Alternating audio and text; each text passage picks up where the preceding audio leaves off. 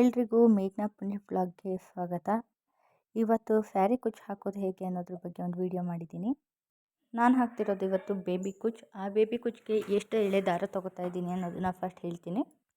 ನಾನು 2 ಕಲರ್ ದಾರನ ಯೂಸ್ ಮಾಡ್ತಾ ಇದ್ದೀನಿ. ಅದರಲ್ಲಿ ಈ ಥರ ಒಂದು ಸುತ್ತಿಗೆ ಒಂದು ಸಲ ಲೆಕ್ಕ ಹಾಕ್ಕೊಂಡು 85 ಎಳೆ ದಾರನ ತೊಗೊಳ್ಳಿ.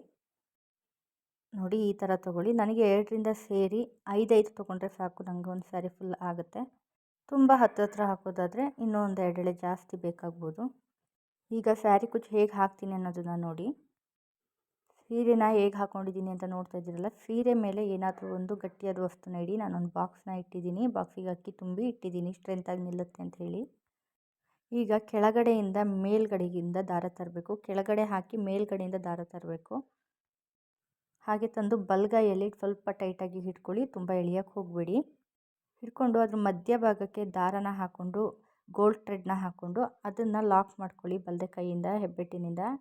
ಅದಾದಮೇಲೆ ಕುಚ್ಚನ್ನು ಒಂದು ರೌಂಡ್ ದಾರ ತಗೊಂಡು ನೀವು ಗುಂಡಿ ಹೇಗೆ ಹಾಕ್ತೀರಾ ಹೇಳಿ ಶರ್ಟ್ಗೆ, ಆ ಥರ ಹಾಕಿ ನಾಟ್ಗಳನ್ನ ಹಾಕ್ಕೊಳ್ಳಿ.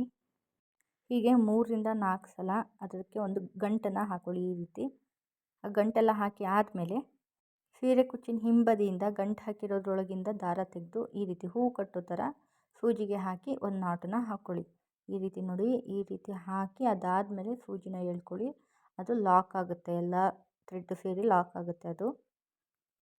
ಸೊ ಅದು ನಾವೇನು ಥ್ರೆಡ್ ಲಾಕ್ ಮಾಡಿರ್ತೀವಿ ಅದನ್ನು ಕಟ್ ಮಾಡ್ಕೊಳ್ಳಿ. ಸೊ ನೋಡಿ ಫೈನಲ್ ಹೇಗೆ ಬಂದಿದೆ ಅಂತ. ನಿಮಗೆ ಯಾವ ರೀತಿ ಬೇಕು, ನಿಮಗೆ ಯಾವ ಸೈಜಿಗೆ ಬೇಕು ಆ ಥರ. ನಿಮಗೆ ತುಂಬ ಚಿಕ್ಕದಾಗಿ ಕುಚ್ಚಬೇಕು ಅಂದರೆ ಚಿಕ್ಕದಾಗಿ ಕಟ್ ಮಾಡ್ಕೊಳ್ಳಿ, ಇಲ್ಲ ಸ್ವಲ್ಪ ಲೆಂತಾಗಿರಲಿ ಅಂದರೆ ಲೆಂತಾಗಿ ಕಟ್ ಮಾಡ್ಕೊಳ್ಳಿ. ನಾನು ಸ್ವಲ್ಪ ಲೆಂತಿಯಾಗಿ ಹಾಕಿದ್ದೀನಿ. ಸೊ ನೋಡಿ ಈ ಥರ ಅಡ್ಜಸ್ಟ್ ಮಾಡ್ಕೊಳ್ಳಿ. ಈ ಥರ ಅಡ್ಜಸ್ಟ್ ಮಾಡಿಕೊಂಡು ಅದನ್ನು ಫುಲ್ ಸಮವಾಗಿ ಕಟ್ ಮಾಡ್ಕೊಳ್ಳಿ. ಎಲ್ಲ ಕುಚ್ಚುಗಳು ಒಂದೇ ಸಮವಾಗಿದ್ದರೆ ಕುಚ್ಚು ಚೆನ್ನಾಗಿ ಕಾಣುತ್ತೆ. ಒಂದು ಏರುಪೇರಾದರೂ ಅದು ಲುಕ್ ಹೋಗ್ಬಿಡುತ್ತೆ. ಸೊ ನೋಡಿ ಈಗ ಈ ಥರ ಬಂದಿದೆ. ನಾನು ತೋರಿಸ್ತೀನಿ ನೋಡಿ ಫ್ರಂಟಿಂದ. ಸೊ ನೋಡಿ ಈ ಥರ ಬಂದಿದೆ ಸೀರೆ ಕುಚ್ಚು. ಚೆನ್ನಾಗಿದ್ದರೆ ಲೈಕ್ ಮಾಡಿ, ಕಮೆಂಟ್ ಮಾಡಿ, ಶೇರ್ ಮಾಡಿ. ನೋಡಿ ಹತ್ತಿರದಿಂದ ಈ ರೀತಿ ಇದೆ. ಫೈನಲ್ ಆಗಿ ಸೀರೆ ಕುಚ್ಚು ಈ ಥರ ಬಂದಿದೆ. Thanks for watching.